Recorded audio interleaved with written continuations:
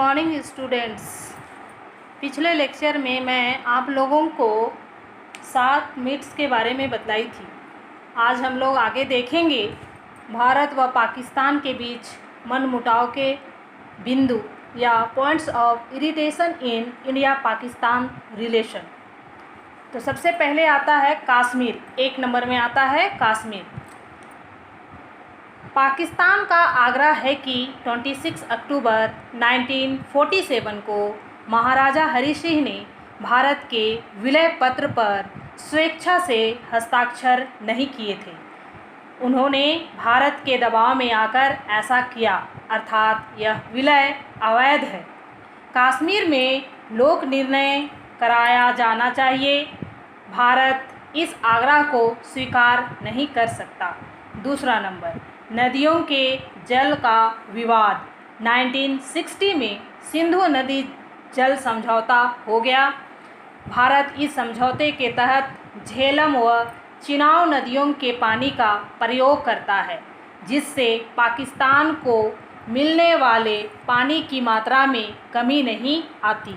किंतु पाकिस्तान की आपत्ति है कि भारत कश्मीर में वुलर योजना के क्रियान्वयन को रोक दे, क्योंकि झेलम नदी के पानी की नहर काटने से उसका पानी कम हो जाएगा।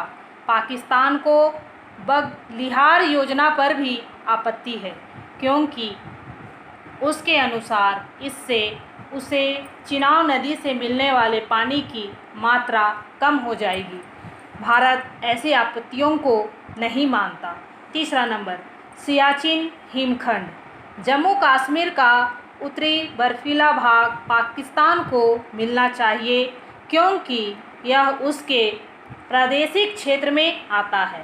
भारत ऐसे आग्रह को स्वीकार नहीं कर सकता।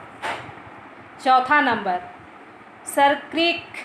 गुजरात का यह दलदली टुकड़ा भारत के प्रदेश में आता है, लेकिन पाकिस्तान इसका अपनी सीमा में होने का दावा करता है। उसके आकलन अनुसार यहाँ नीचे तेल व प्राकृतिक गैस का भंडार है। भारत इस दावे को स्वीकार नहीं कर सकता। पाँचवा नंबर, सीमा पारीय आतंकवाद। पाकिस्तान के मदरसों में आतंकवादियों को प्रशिक्षण दिया जा रहा है, जो भारत में घुसकर हिंसात्मक गतिविधियां करते हैं। पाकिस्तान कश्मीर के आतंकवादियों को स्वतंत्रता सेनानी कहता है। 26 नवंबर 2009 को इस आतंकवादियों ने मुंबई में नरसंहार किया है। तो यह था भारत व पाकिस्तान के बीच मनमुटाव के बिंदु। आगे है ताशकंद समझौता 1966। यह ताशकंद समझौता क्या है, इसमें क्या व्यवधान किया गया है। 1 नंबर, दोनों देश अच्छे पड़ोसियों जैसे संबंध बनाए रखेंगे तथा संयुक्त राष्ट्र के चार्टर के प्रावधानों का सम्मान करेंगे। दूसरा नंबर, 25 फरवरी 1966 तक दोनों देशों की सीमाएं उन्हीं स्थानों को लौट जाएंगी जो स्थिति 5 अगस्त 1965 को थी। तीसरा नंबर, कोई पक्ष दूसरे पक्ष के घरेलू मामलों में हस्तक्षेप नहीं करेगा। चौथा नंबर, दोनों देश परस्पर कुप्रचार को रोकेंगे। 5वां नंबर, दोनों देश अपने कूटनीतिक संबंधों को बहाल करेंगे। 6ठा नंबर, दोनों देशों के युद्ध बंदियों की अदला बदली की जाएगी। 7वां नंबर, शरणार्थियों या विस्थापितों की समस्या का बातचीत से समाधान किया जाएगा। अगला है शिमला समझौता 1972। ये दोनों इम्पोर्टेंट है। 1 नंबर, दोनों देश सीधी बातचीत से अपनी समस्याओं का समाधान करेंगे। दूसरा नंबर, कोई पक्ष बल प्रयोग या एक पक्षीय कार्यवाही नहीं करेगा। तीसरा नंबर, दोनों देश परस्पर कुप्रचार को रोकेंगे। चौथा नंबर, संचार, आवागमन, व्यापार, आर्थिक सहयोग के माध्यम से दोनों देश अपने संबंधों को बेहतर बनाएंगे।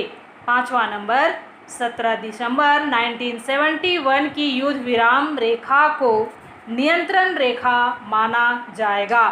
उसके अनुसार 1947 की युद्ध विराम रेखा को संशोधित किया जाएगा।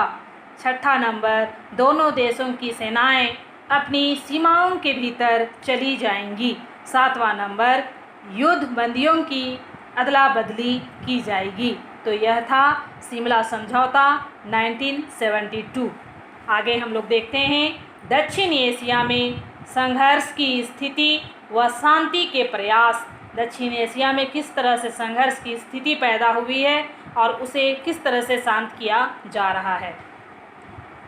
दक्षिण एशिया के कई देशों में संघर्ष की स्थिति चल रही है, साथ ही वहां शांति स्थापित करने के प्रयास भी चल रहे हैं। समस्याओं की प्राकृतिक विभिन्न प्रकार की है। नेपाल में माओवादियों के विद्रोह ने समस्या पैदा की है, तो श्रीलंका में नस्लीय दंगे भड़के हुए हैं। भारत को इस्लामी आतंकवाद चुनौती पेश कर रहा है, तो पाकिस्तान में लोकतंत्र को बहाल करने हेतु आंदोलन चल रहा है। इस्लामी कट्टरपंथियों ने बांग्लादेश में अपनी पैठ जमा ली है। यहाँ तक कि उन्होंने साहित्यकार तस्लीमा नसरीन की हत्या करने की धमकी दी। भूटान व मालदीव में ऐसी समस्याएं नहीं हैं। अब दक्षिण में अफ़गानिस्तान को शामिल कर लिया गया है, अतः हमें वहां की नाजुक स्थिति को देखना होगा। 2001 में तालिबान का शासन हट गया।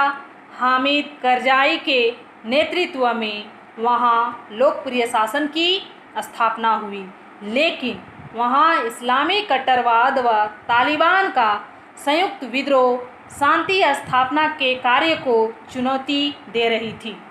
यदि इन देशों में तरह तरह के संघर्ष चल रहे हैं, तो शांति के प्रयास भी किए जा रहे हैं।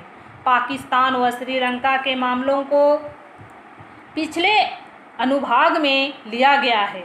नवंबर 2007 में पाकिस्तान में राष्ट्रपति एवं सेना अध्यक्ष परवेज मुशर्रफ ने संकट काल की घोषणा करके स्थिति को और अधिक जटिल बना दिया है। सभी बड़े विपक्षी नेताओं को नज़रबंद कर दिया गया।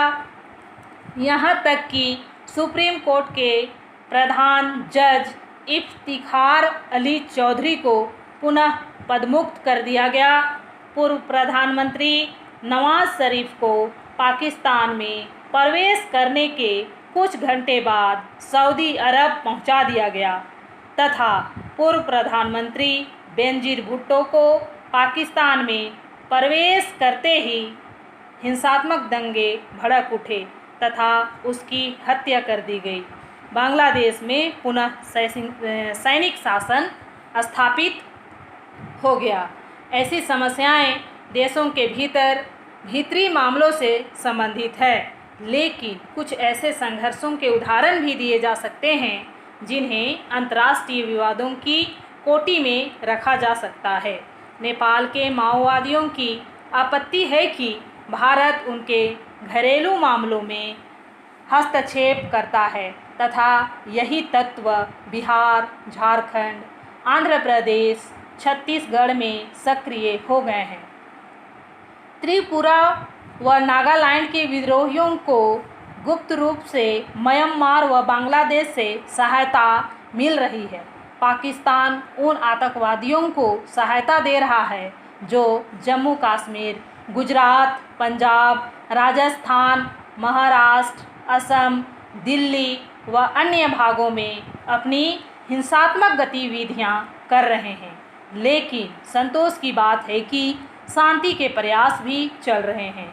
श्रीलंका की समस्या को गंभीरता से देखते हुए भारत ने वहां अपनी सेनाएं भेजी।